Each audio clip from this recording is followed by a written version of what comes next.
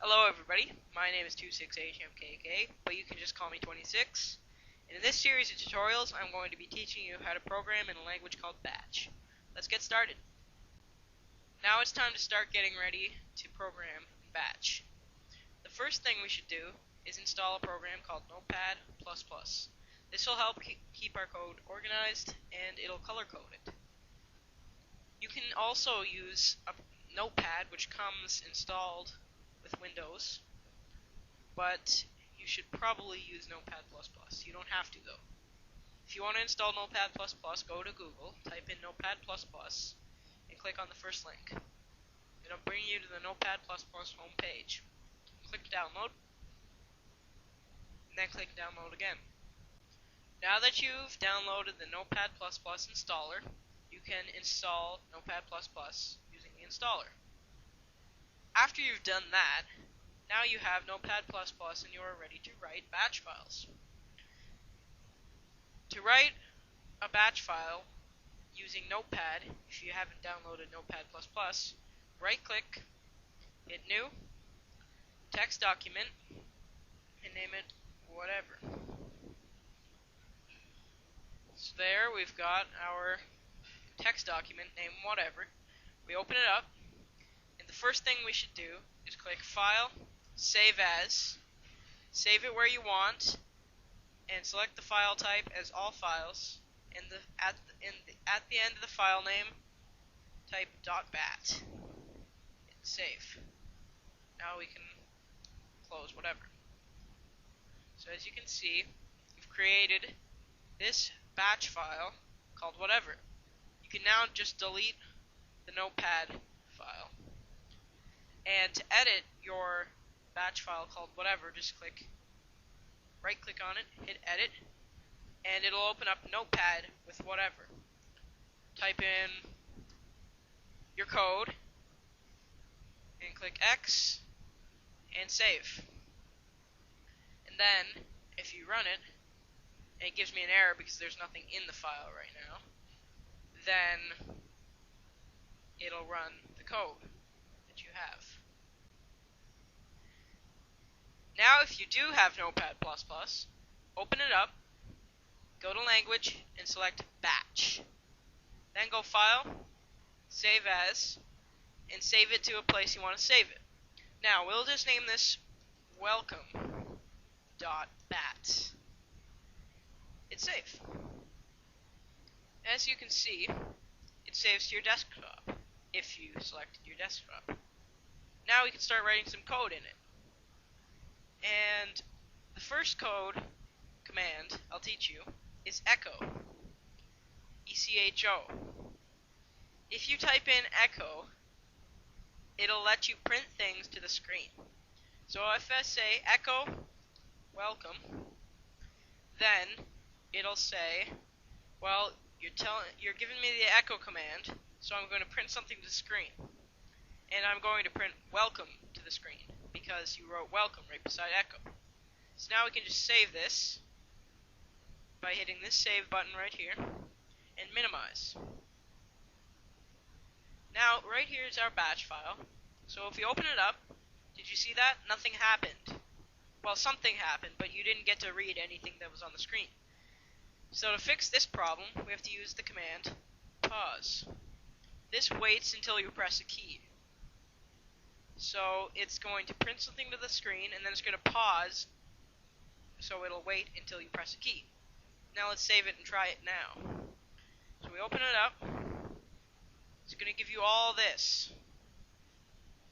And then we press any key to continue. But we don't want this saying what commands it's using right now. So to fix that, at the beginning, we need to use the @ symbol, and then we type in echo space off. This will make it so that none of that shows up. So let's save it now and try it. So it should, at echo off, it'll get rid of all the messages before the word welcome that we don't want to see. Then it prints welcome, and then it waits for a key, and then it'll end because there's nothing here. So now let's minimize that and try it. and it works. Welcome. Press any key to continue. So I press a key. I'll press H. It closes. So that's good. That's what we want. Now one more thing, or I'm going to show you a few other things this episode. The first thing is the remark statement. When you type REM in space, it will let you type in anything you want. So the command below lets you print welcome to the screen. Period.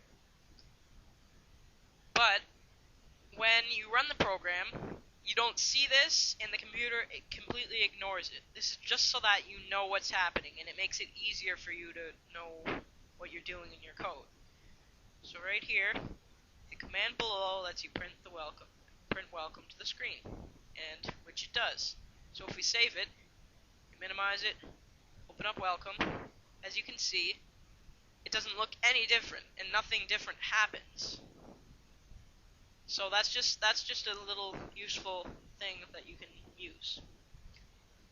Now after pause, you can still do commands. You can do something like CLS. So that's the clear screen statement.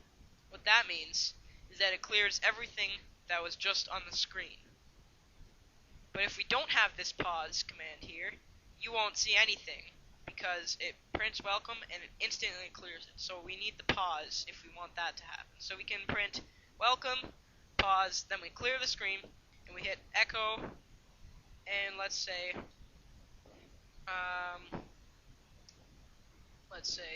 good to see you, period. Save it, minimize it, let's try it out. Welcome. Now as you see, it just says press any key to continue. We press a key, it clears the screen, and it said good to see you. But you notice how it closed? We need another pause. So we save that. Let's try it again. So welcome, press any key to continue. Good to see you. Now we press another key, and it'll just close everything. So this is good. This is what we want. One more command I'm going to teach you this episode is the color command. So you type in color, and then it waits for two numbers or letters. So it'll take a 0, a 1, a 2, a 3, a 4, a 5, a 6, a 7, an 8, a 9, or an A, B, C, D, E, or F. That's called a hexadecimal number. So if you type in F0, what this color command will do is change, or let's do AB. What this color command will do is change the colors of the command line that has all your code on it. So color AB, I don't remember what those colors are, but we'll find out in a second. If we go to welcome, whoa, right here, welcome. So it seems that is turquoise and a light green. So that's not really easy to read though. If you want to know what the colors are, go to Start, right down here, and type in CMD. Open it up, and in CMD, right here, we can type in color help. What that'll do is give us the list of the colors. So we have black, blue, green, aqua, red, purple, yellow, white, gray, light blue, light green, light aqua, light red, light purple, light yellow, and bright white. So those are all the colors that we can use, and they have the number right beside them. So first, it says that it takes two hexadecimal numbers, and the first number is what the background is, so this black part right now, and the second is the foreground, so the letters. So, okay, I get it. So if we can type in color here too, and then we can do something like 8, which is gray for the background, and we can do maybe 8C for light red. So 8C. So that's what it looks like here. And that's what it would look like in your batch file too. So whenever you want to look at the colors, go to CMD. So far in this episode, we've learned the @echo off. Always put that at the beginning of your code, no matter, well, yeah, you should put this at the beginning of your code, always. Now, we've also learned color AB, or color, just color, and then two hexadecimal digits. We've also learned rem, we've learned echo, and we've learned pause, and we've learned CLS. So that's a lot of things we've learned this episode. So that concludes this tutorial, and make sure to review this video and practice, and I'll see you in the next episode. Episode 2, which will come out next week.